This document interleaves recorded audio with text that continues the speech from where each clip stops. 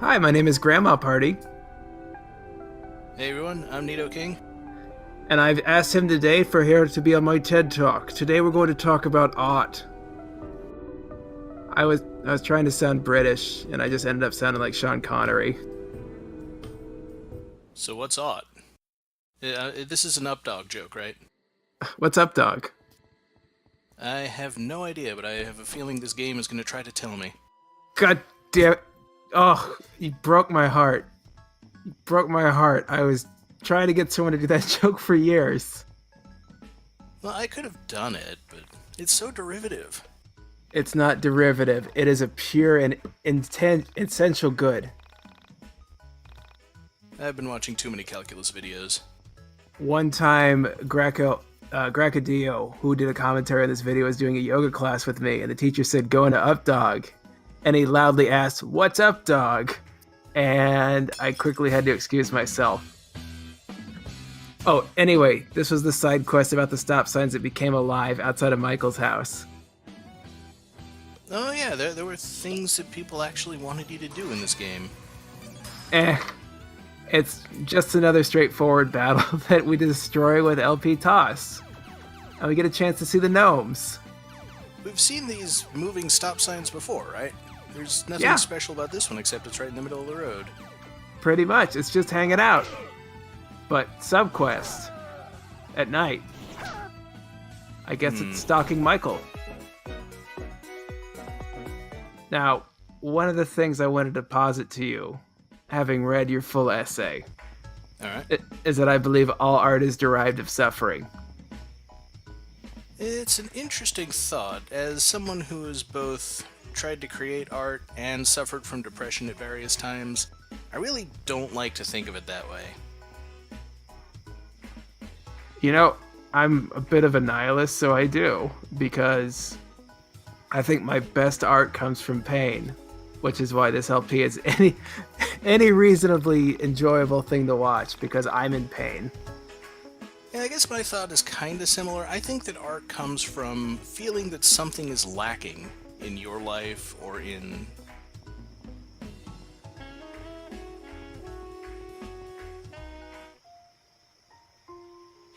I want to tell you the rest of my story. How I came to be in this reality with you. But I want you to promise not to judge me. I won't judge you. I have come to understand certain things. Things I know to be true. Things that I know others wouldn't understand unless they had experienced them. Before I can begin my story, I need you to understand the basics of how I have come to understand the universe. The link between our bodies and physical space is strong, but it is nothing compared to the link between our minds and physical space. Our bodies exist as a visual representation of our minds. They are nothing more. Every mind has the capability of transcending physical form. Many do, even if they don't realize it. The very nature of physical reality is very unphysical. Humans have evolved to ignore the complexities and realities of the universe by using physical form to protect them from the harshness of existence. The very nature of being is to be in pain, is to long for and to be unfulfilled. To cope, we developed corporeal form. The use of physical form is not unlike leaving the light off at all times, obstructing the undesirables in the room. Do you understand what I'm saying so far? More or less. Please, continue. When I entered your reality, I was a much different person than I am now. My reality was much worse than this one. I was a girl who was entirely lost.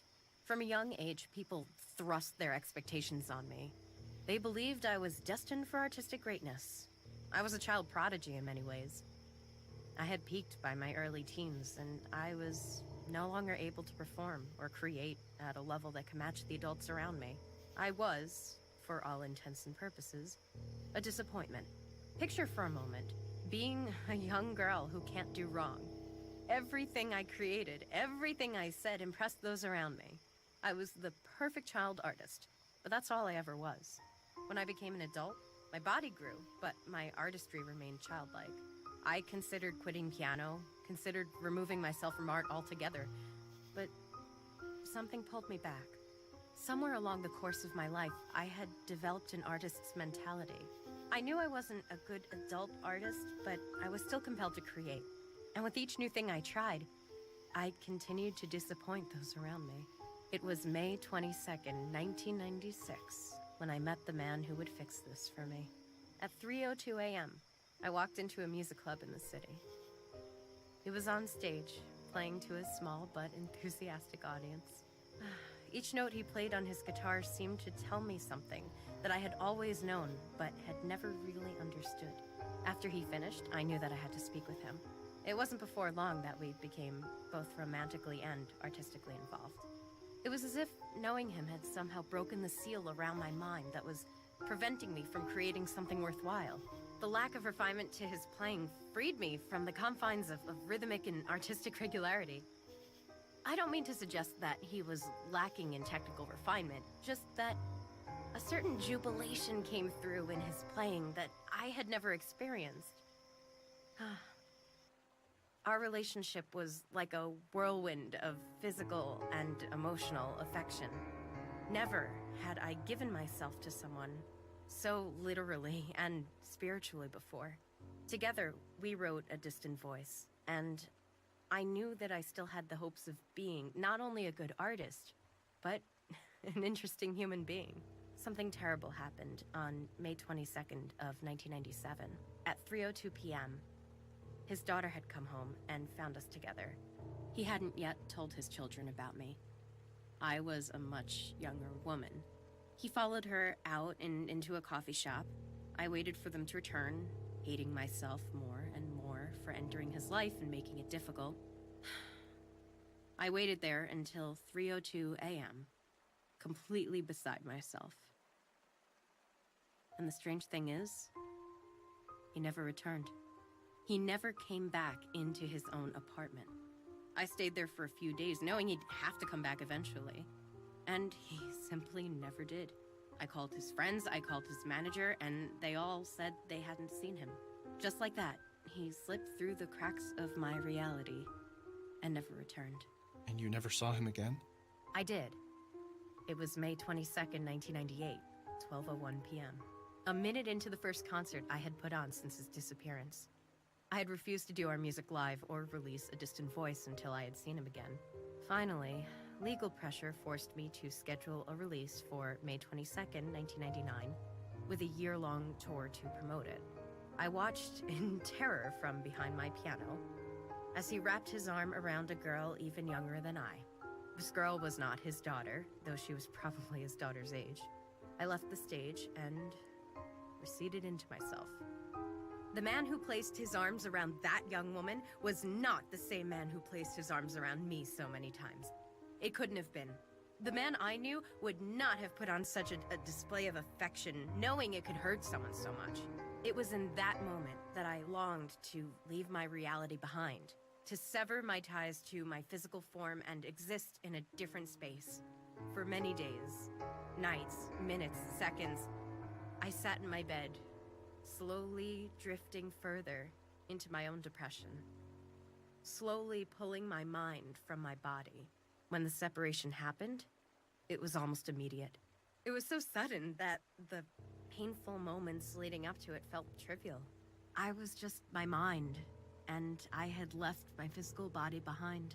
I floated until I found a reality that seemed different from mine, hoping to find a reality that contained the him I knew, hoping that he had fallen into this reality, and we could be together again.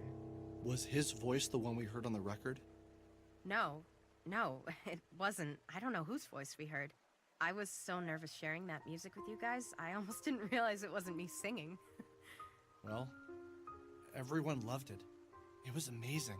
Really? I can never tell what people think when I show them my songs. Well, what should we do now?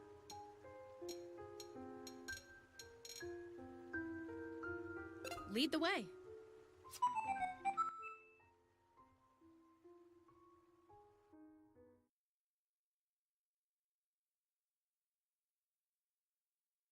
Telling us this probably horrible story about her past that I didn't notice because I was thinking about Gerald and flowers.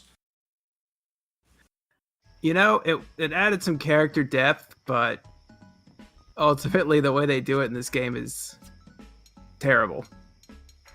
Yeah, I'm not sure I would trust Yiik's impressions of character depth. I'd prefer these characters to be as shallow as possible. So you want to play a Final Fantasy game? Maybe one of the earlier ones. You know, kind of just a walking bundle of abilities. It seems to be what this game is, well, I would say best at, but I'm not sure it's really good at anything. It's good at making me hurt. And it certainly does make you feel weird about everything. It's like puberty for your mind. Feeling all sweaty and awful again. And I'm trying to respect what the game wants to do and has utterly failed at. But I'm not really sure I understand what that is. Do you think they understand what it is? I can't tell. By the way, this is every fight I have now. You see, the sheepmen represent people who believe everything they're told. Yeah, it could be. I was thinking sheepmen represent my desire to fall asleep. By the way, we have some unfinished business to attend to. Getting the brown paper bag? That was one of them.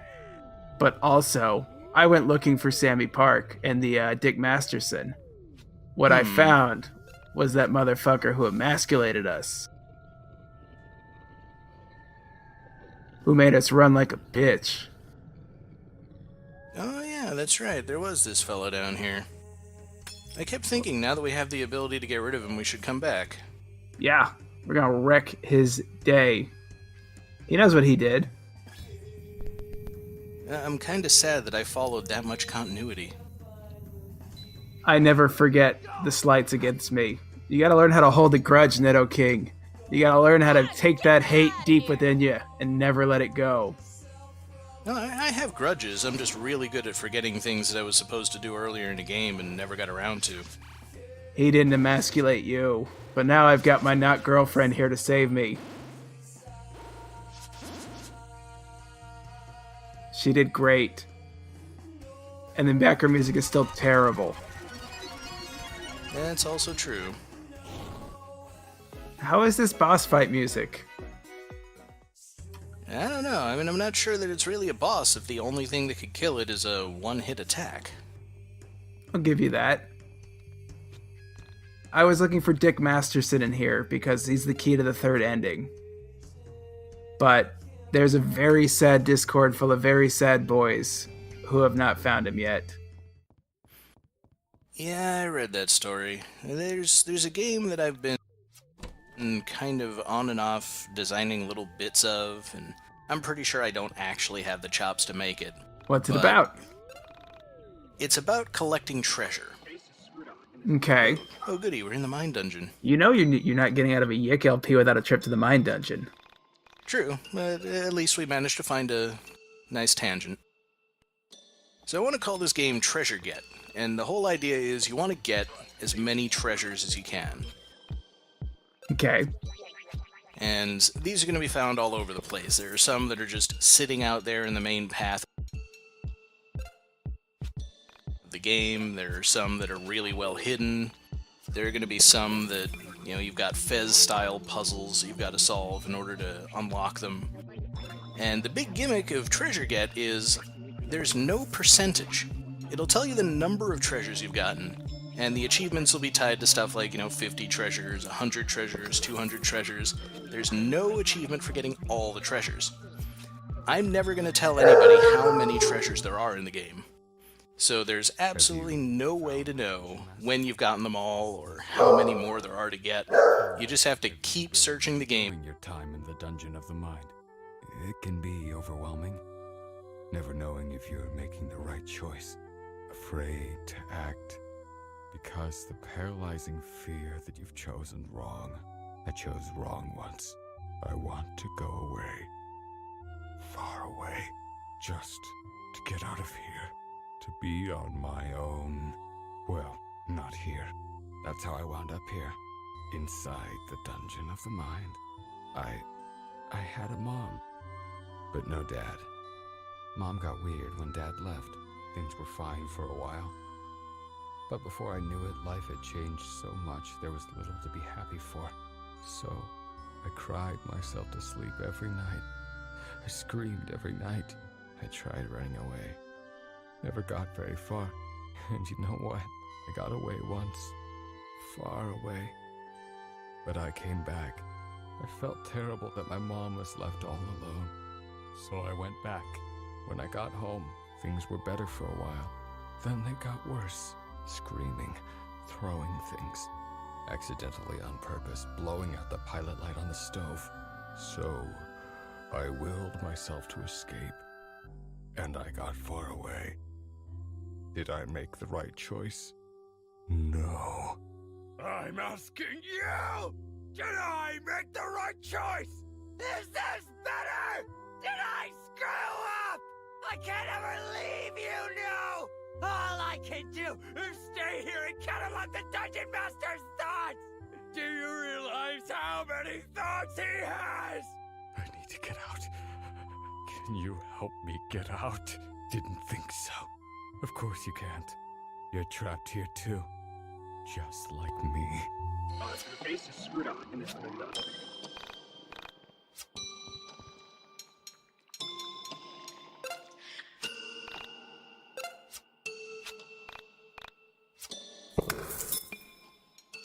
There would have to be some entity in that with its own mind dungeon.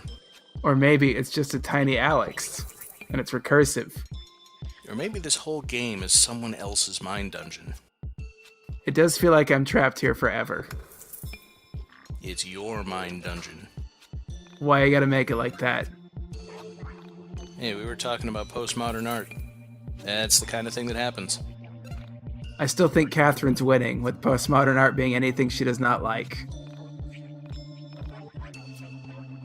Yeah, if you want to break it down and be really, really simple, you can do that, I suppose. That's the mark of a true communicator. You can make a complicated thing very simple.